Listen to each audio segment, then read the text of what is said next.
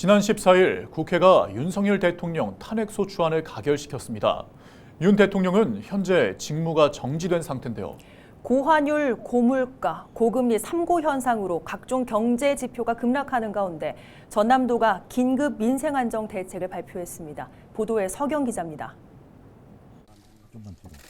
204표, 85표, 기권 3표, 무효 8표로서 가결됐음을 선포합니다. 찬성 204표, 윤석열 대통령의 탄핵소추안을 가결한 국회. 대통령의 직무는 곧바로 정지됐습니다. 김영록 전남도지사는 대통령 탄핵소추안 가결에 대해 대한민국의 민주주의를 살리고 대한민국을 지킨 위대한 국민들의 승리라고 밝혔습니다. 이 정부와 국회에서도 국가적 혼란을 최소화한 가운데 이 사회적 계획을 통해서 민주주의를 바로 세우고 또 국민 경제를 회복하는 가운데 국민 통합의 길로 나아가는 선진 대한민국을 만들 수 있는 길이다 이렇게 생각을 합니다. 그러나 대통령 탄핵 이후 각종 경제 지표는 추락하고 있습니다. 환율이 1,400원대를 유지하고 코스피 지수는 2,400선 아래로 하락했습니다. 소비 심리가 위축되면서 중소기업과 소상공인이 어려워지고 지역 경제에 타격이 계속되고 있는 상태입니다. 전남도는 긴급 민생안정 대책을 발표했습니다.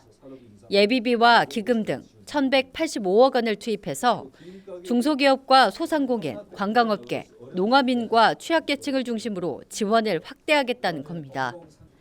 소비 진작을 위해 3,500억 원가량의 지역상품권을 발행하고 영세음식점 2만여 곳에 공공요금을 지원합니다. 공공배달의 8인 이벤트를 통해서 소상공인들의 경영 부담을 완화하고 중소기업과 소상공인 경영 안정자금 지원을 늘려 0.4%의 2차 보전을 추가 지원합니다.